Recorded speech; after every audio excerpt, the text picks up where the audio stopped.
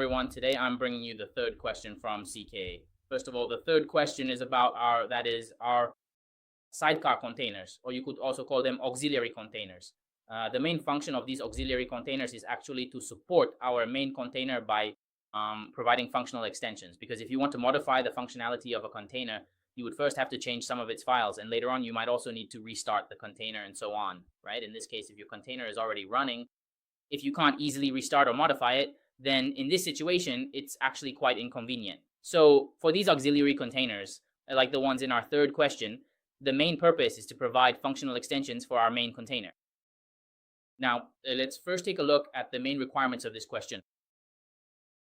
The main requirement of this question is, first of all, we need to integrate a traditional application into our Kubernetes logging architecture. To put it in another way, we essentially need to implement a comprehensive logging feature within our primary application container. When considering how to best integrate this logging capability, the most standard and widely accepted approach in modern architecture is to introduce a dedicated auxiliary container, often referred to as a sidecar, to handle these specific operational tasks independently. First of all, the question requires us to update our existing deployment. Then the image to be used is Bitbox, and the new container should be named setcar. We need to add this new container to our existing pod. The main function of this new auxiliary container is to run commands that check our log-related content. And then, since logs are involved, you need to store the logs. So correspondingly, there is also a step where you need to mount our data volume. That sums up the combined requirements of this question. So first of all, the main point of this question is actually to add a sidecar container for our main container to use. So let's take a closer look at how to solve this problem. First, let's remotely connect to the corresponding host. All right, here we first use the SSH command. For this kind of question, the first step is always necessary. This is something we won't keep repeating later. Just remember, whenever you're working on a question, always remember to switch. Or in other words, connect remotely to the corresponding host and then proceed with the operations. Okay, next, let's take a look. So first, what do? We start by using a command to export the information of our current deployment. In this case, the question already provides us with the name of the deployment, and then we use the O option, O. Then by using the YML option, we can export our information, redirect it to our sidecar file. For example, the name here actually doesn't matter much. If the question doesn't specify a required name, you can just name it whatever you like. If there is a requirement, just use the name specified in the question. Generally, the question will only ask for your final result, just the processed result. As for specific names used in the process, like file names and such, usually the question won't require those details. So you can just define them as you see fit according to your own situation. Here, let's first create a file like this, and then next, we just need to edit it. By editing the file directly, we can save some steps. In fact, this is kind of a shortcut. If you skip this step and write everything from scratch, the result usually won't be as good. Yeah, actually, it just won't be as good.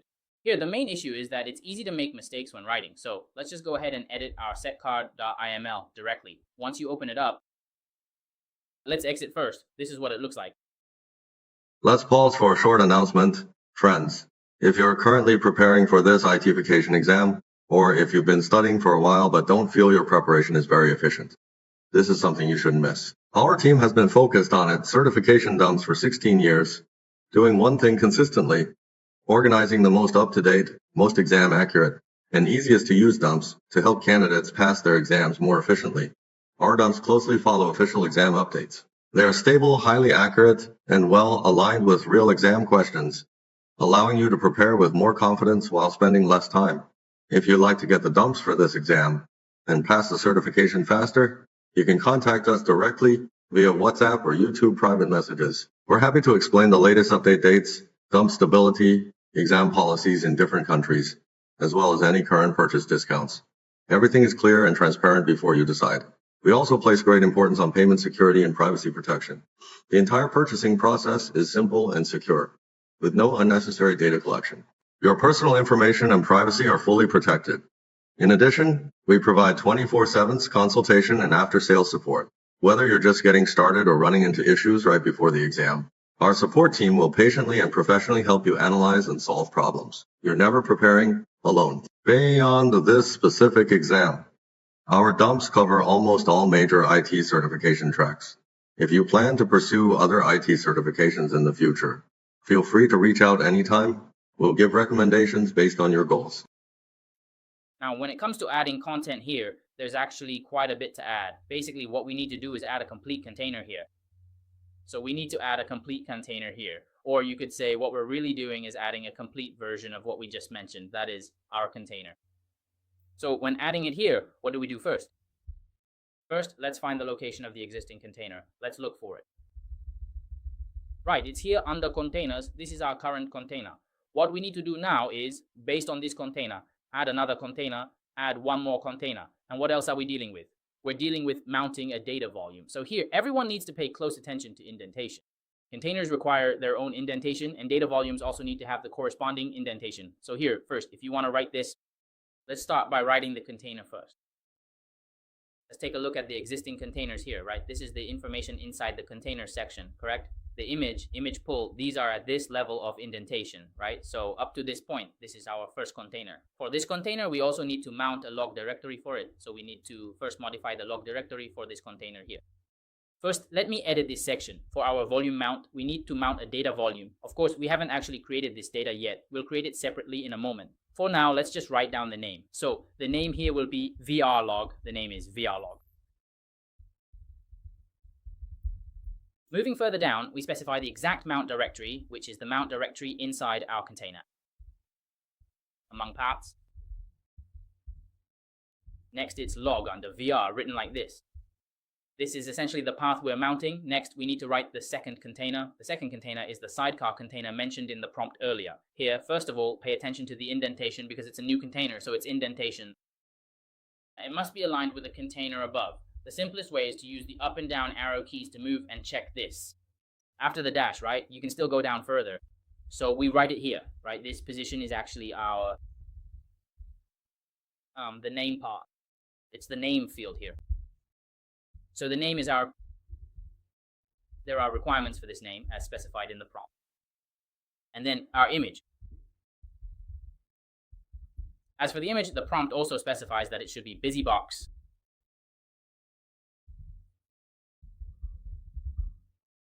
This is the image. Now, as for the specific command that the container executes, you write it like this. This part is a bit long, but usually the prompt will provide it for you. So if you're worried about making a mistake when writing it by hand, you can use, what is it? You can just copy it. Copying it is fine. There's no problem with that. And actually, this part is mainly just about one thing. It's the command to view the logs. The command to view the logs. You must write this command correctly. If you get this command wrong, what kind of problem will you have? The main issue is that if you write this command incorrectly, it will affect your final log viewing result. You might not be able to see it. You might not see anything. Especially this name. Make sure you don't get it wrong. After explaining, it's best to double check. Really double check. The log path, let me check it again. First, the bash at the bottom of the screen. It's just bash, not bash sh, and then at the end, it's -c, then to minus n plus 1 minus f, right? vrlog, that's our path, and after that is the name of our log file, snare.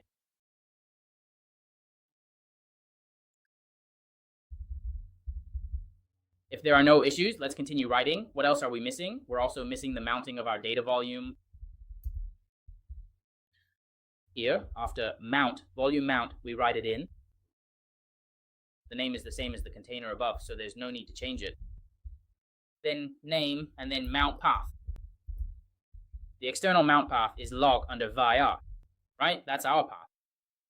So what else are we missing next? Actually, there's still one more thing. We've written the data volume mount here, right? The data volume. But in fact, we haven't defined this data volume yet. For the first piece of data here, everyone should pay attention to the indentation. Be careful with the indentation. It needs to be aligned with our pod information. Or in other words, it just needs to match the name of our container.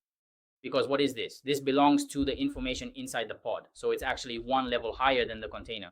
It's one level higher than the container information and is at the same level as the container name.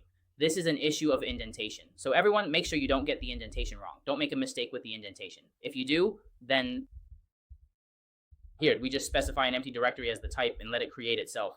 This makes things easier for us as well. Because for this type, it actually doesn't have any strict requirements. It doesn't have high requirements. All right, let's save it again here. Then let's apply it and see if there are any errors. Actually, the main thing to pay attention to in this problem is indentation because we're updating an existing file. So it's easy to run into issues where the indentation doesn't match up. That's pretty normal. So just check if the indentation is correct, right? For example, if you see an error like this, what does it mean? It actually means there's a bit of a problem with the indentation. As for volume month here, Regarding the mount part, it's actually, oh, right, it should be with an S. You see, the error message here is actually very clear, right? I missed an S here. Let me see which is I forgot to write. It's the second is that's missing, just one short. All right, let's add this is and then run it again. Right? Then there's no problem. After making the correction, what do we do next to verify it? You can just check whether our current setup is working properly.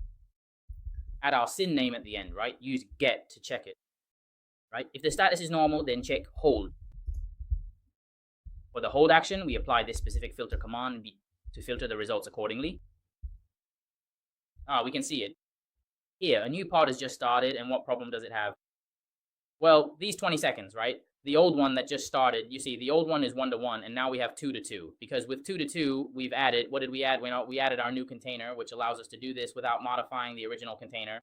We can add a new feature to the new container, something like that. However, if it involves some configuration updates, restarting is still inevitable. But what's the advantage is that we always start a new one first and then delete the old one. So actually, we can have this kind of handover process, which means our service won't be interrupted or anything like that. And finally, there's also our log information, since this is ultimately about the container, right? The new container. So the main thing is to add this cognitive feature. So if we want to check here, actually, it's just that we just need to check whether any logs have been generated. That's enough, right? You can take a look at the time here. The time is actually today's date, but the time zone might not be correct. Please check the time zone yourself. This is our date, and here you can see, here, this is also the latest, the very latest video I've recorded for everyone. You can see the date here, which is the current time. So this is the content of our third question. In the end, as long as our hold starts up successfully and the logs can be output normally, then there's no problem, right? That's our third question. In the future, I will continue to bring you detailed explanations for other questions. If you're interested, please feel free to discuss your thoughts in the comments section below. If you need the complete question bank, you can also leave your information in the comments. All right, that's all for today's session. Goodbye, everyone.